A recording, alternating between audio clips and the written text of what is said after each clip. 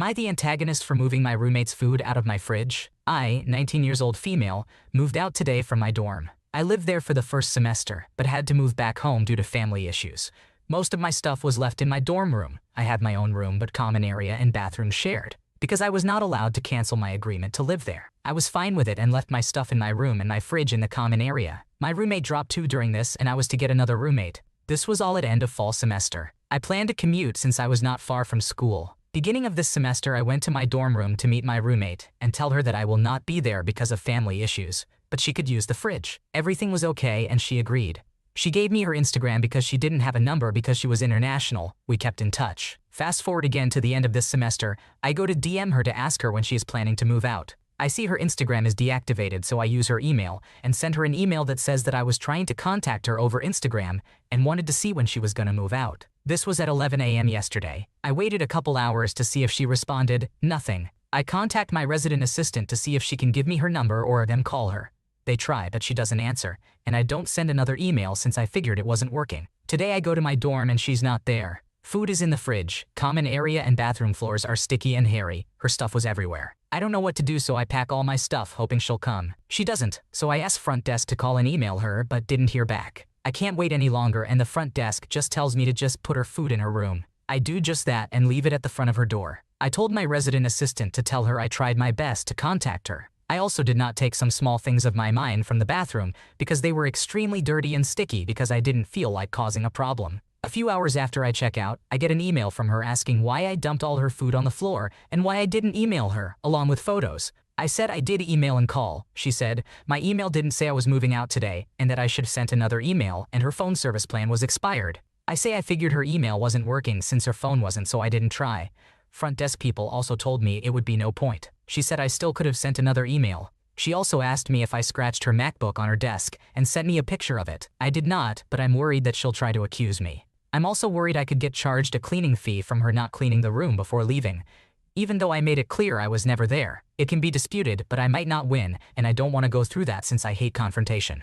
I've been feeling like crap all day due to all of this. Am I the asshole for moving her stuff? Should I have emailed her again?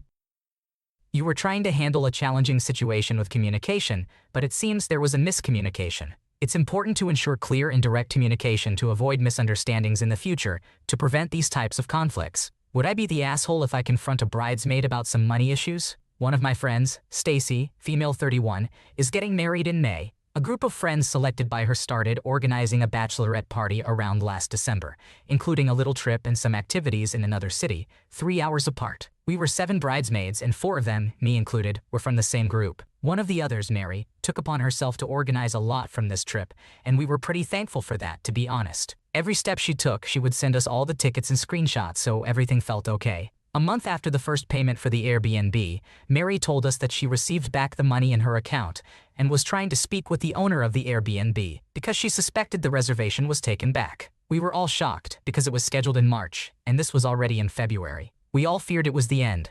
Maybe we couldn't find anything else and it was a bad move from the owner. Apparently, Mary talked with him and the reason behind the cancellation was that he had already booked the place for someone else on another platform. Erica, female 30, started to look for another place to stay to help Mary. They found something a little pricier, but we accepted, better that than nothing. Mary said she expected the platform to give us some sort of discount for the inconvenience, told us to wait until then to distribute the payments. A few days after the bachelorette, Mary told us that the platform was refusing to reimburse her or give her any discount, and that she was talking to a lawyer to know if there was anything else to do. Another friend, Sally, female 32, asked her to share all the documents she had about the reservation and cancellation and everything because Mary did not share any of that. She didn't respond. In this moment, everything went down. Mary sent us in private chats the amount she calculated was missing from the change or Airbnb. I paid my part at the moment, but Sally refused to. She said that it was strange how things unfolded and needed proof of the cancellation. Mary, instead of showing said emails or documents, started to act quite defensive. Sally contacted Stacy, who didn't know a thing about this. She was the bride. She didn't pay for anything. Stacy talked with Mary, asking again for proofs, and finally, Mary snapped and confessed to her. She had our money but didn't make the reservation. She used the money for something else. Later, she tried to book the Airbnb, and it was already taken, so she lied. Stacy promised to keep her secret but insisted that Mary had to pay us back the last payment, the one that was her fault, because the first apartment was cheaper. This is why I could be an asshole. Mary talked to me privately, stating that she feels more comfortable with me. She told me that she finally received the discount and was going to pay me for me to distribute with my friends. Not Sally, she didn't pay. I want to meet her and face her with the truth. Would I be the asshole? It's clear that Mary's actions were deceitful and unacceptable, and it's understandable that you feel conflicted about confronting her. However, in this situation, honesty and accountability are key, so addressing the issue directly with Mary and ensuring that the owed payments are returned to all involved parties would be the best course of action. Am I the antagonist for not singing happy birthday? Backstory: 35-year-old male and 34-year-old female. Married since 2008, 16 years in July. She asked if she could go to Vegas with her mom. Her mom was going to be paying for the hotel and I paid for the flights. I love her. She's worth every penny. Also, it would put her in Vegas on her birthday, so I classified it as a birthday trip and encouraged her to go. I paid for the flights, somehow ended up paying for the hotel room. Whatever, no big deal. Her and her mother butt heads bad. My wife is not a morning person and woke up in a bad mood the first morning they woke up, day before her birthday. I sensed it and sent some flowers to their room to make her feel a little bit special and happy. I thought that should cover for sending something on her birthday because we're not rich. It was a struggle to be able to do it for her, and it's expensive to send flowers, and she knows I can afford to do it every day. Her birthday was not so great out there. Her mom didn't really do anything. On the way to school with the kids that morning, we sent her a happy birthday video. No one sang, but it's also 7 a.m. I didn't think anything about singing, honestly. The next morning she woke up and texted me that nobody even sang to her for her birthday. That's the very first text she sent. 5:30 Vegas time, by the way. We fought about it for a little bit and I got over it, not trying to mess up her day or anything. I apologized. Picked her up from the airport at after 11 p.m. last night with food and flowers for her. Stood inside with the flowers and everything. It was perfect. I got up this morning and realized I missed a few things at the store for dinner, so I went and got that. Made dinner and woke her up from a nap when dinner was ready. She started eating after I made her plate, which I do 99% of the time I cook. I love her, and it makes me happy to feed her. I got the cake and started putting candles in the cake and went upstairs to get a lighter. And when I came back downstairs, she was telling the kids about how nobody even sang to her on her birthday and being very rude about it, calling them out individually and saying, "You're telling me that all day, you just couldn't call me." At that point, I was upset. I lit the candles and waited for the kids to start singing, because I'm autistic and 100% dancing happy birthday. It's very uncomfortable to me. She threw a fit, yelled at us, blew out her candles and stomped off because I didn't lead it or anything, which I was upset about how she was talking when I came down. She's 34 years old and it seems ridiculous to be so upset about it. Anyway, I had to walk off and have been getting told that I made sure her day was ruined and just wait until my birthday and blah blah blah. I have tried so hard to make it good for her and this is what I get in return. Am I the asshole? It sounds like you put a lot of effort into making your wife's birthday special and showed your love in various ways. However, miscommunication and differing expectations may have led to hurt feelings. It's important to communicate openly and address any underlying issues to avoid misunderstandings in the future. Am I the antagonist for calling out my family over a sensitive photo album? So I am absolutely gobsmacked and I don't know how to begin. According to posting guidelines, I need to phrase this carefully. My sister, 4 years younger, attended a family member's wedding today and was really excited to go. I was happy for her, but I could not attend myself. I wished her the best and told her to send me pictures and give the family love from my husband and I. This evening, as I am finishing cleaning up after dinner for my husband and I start getting pictures. First, of the dress she and her child are wearing. Cute. They look good. Then I get some naked baby pictures of myself. Okay, odd but still, we are kinda laughing a bit. You know, one sibling laughing and the other cringing in embarrassment, type deal. But then the pictures become odd and suggestive and a lot. I feel a weird pang. I am not sure how to respond now. There is an album of naked photos that she is sending me. I am now very disturbed. I text her and tell her to stop, that this is very unusual and disturbing.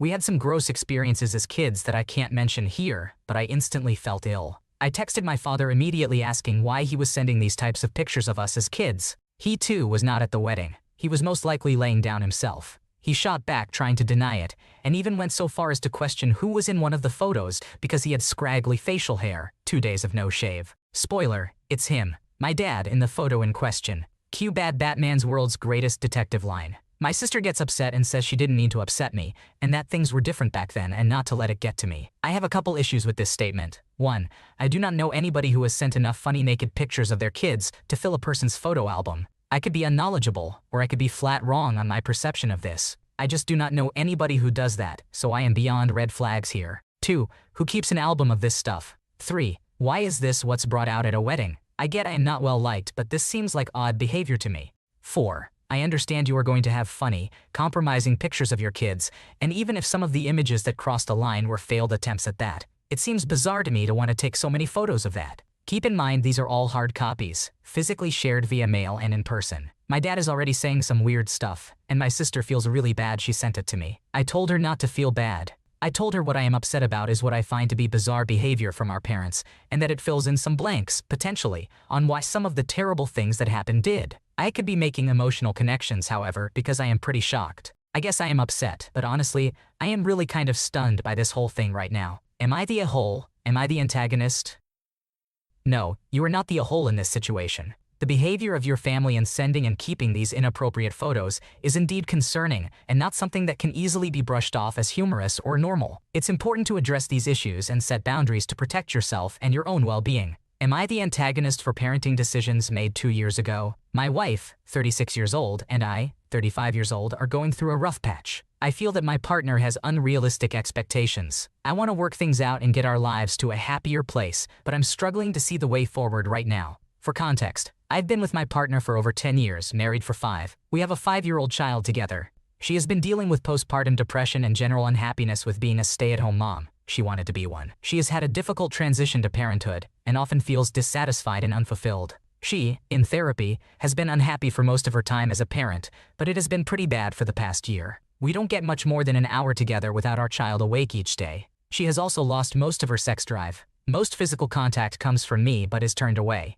I deal with chronic health issues that arose from COVID. I have chronic neuropathic pain and get tired and very sore quickly. I'm on daily pain and sleep medication, with no apparent cure on the horizon. I have coped with this for over 2 years. It's still a struggle each day. With that being said, I never stopped working full-time. Most of our arguments stem from the same place. My wife is rightfully upset at an aspect of our parenting tandem from early on. When our child was born, I did not take the morning shift. I took overnight duty until 3 or 4 a.m. each night, but I was not the one waking up and shouldering the morning responsibility. I felt that it wasn't fair to ask me to handle mornings while still having to go to work at both my main job and my new business for added income. This was all before my battle with long COVID. I understand now that I was selfish. She needed some morning breaks, even with my workload. I have apologized for this many times and have done my best to make up for time lost. However, I feel like I do more than my fair share to offset our schedule. I handle 95% of the cooking, all of the dishes, all of the tech, the yard work. I'm a loving, goofy, fun-loving dad who is responsible and involved. Outside of work, I'm with my family all day. I'm frustrated.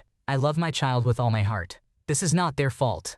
I'm just tired of being unhappy and want to figure this out. A recent example. She was upset that I didn't help with laundry. This was after I went to work, cooked dinner, did the dishes, and tidied the toys. I do this most nights. I try to take care of all the chores quick and efficiently, long COVID purposes. This allows me to rest longer. Currently, I wake up earlier or simultaneously with her and share morning duties before going to work. I can't do this all the time, but I try to relieve her when I can. I asked her to point out when she thinks I need improvement too. I'd like to start going to couples therapy if we can't right the ship ourselves. I'm unsure how to give much more of myself in my current situation. Am I the asshole? Is my wife expecting too much?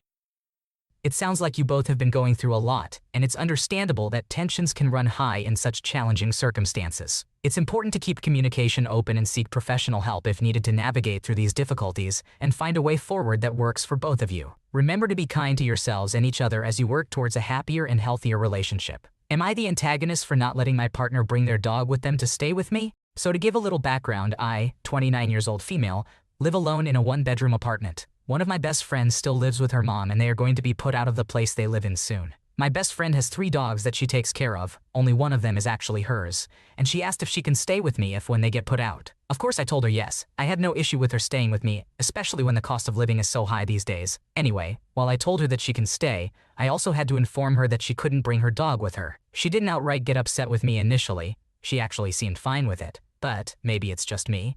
She keeps telling me how the stress of finding somewhere to live with her dog has been affecting her health and saying things like how I can't deal with her bringing her dog over. Now don't get me wrong, I love dogs just fine, but there's a myriad of reasons as to why I don't currently have a pet. My lease does not accommodate having an animal in my apartment, so I will be at risk of being put out if the pet is discovered. 2. Her dog is not house trained. I can't even list all of the past stories she's told me of her dog peeing and pooping on her clothes, bed, carpet, etc. I don't want to say I'm a neat freak, but I like my place to be a certain way, and I just know I wouldn't be able to deal with an animal who isn't trained. 3. I love her, but she isn't exactly the cleanest person. Trust me, I've been to her place and was afraid to sit down, so that combined with her dog, it literally almost makes me hyperventilate at the thought of it. 4. Again, I live in a one-bedroom apartment, so accommodating an extra adult is already tough enough as it is without adding a pet on top of everything else. I don't know. I've just been feeling really guilty about the whole thing and wish I could be the type of person to just welcome them both with open arms. But I've done that before, taken on more than I could handle with people staying with me, and it made me so stressed out. I just don't want to put myself into that situation again. My home is a safe place for me to relax and forget about the outside world. If you can't tell, I'm an introvert, so I'm very determined to not let my heart soften and give in, but in the process I'm feeling like a bad friend. I know how much she cares for her dog, but I just don't think I have the mental capacity to deal with both of them in my space. Am I the asshole? It's totally understandable that you want to maintain the sanctuary of your space, especially given the potential lease complications and cleanliness concerns. Your reasoning is valid, and it's important to prioritize your own well-being and comfort in this situation while still trying to support your friend and finding alternative arrangements for her and her furry companion. Thanks for watching. When you subscribe, make sure to hit the bell to turn on notifications so you never miss a video. To finish listening to all the stories, check out the playlist in the description.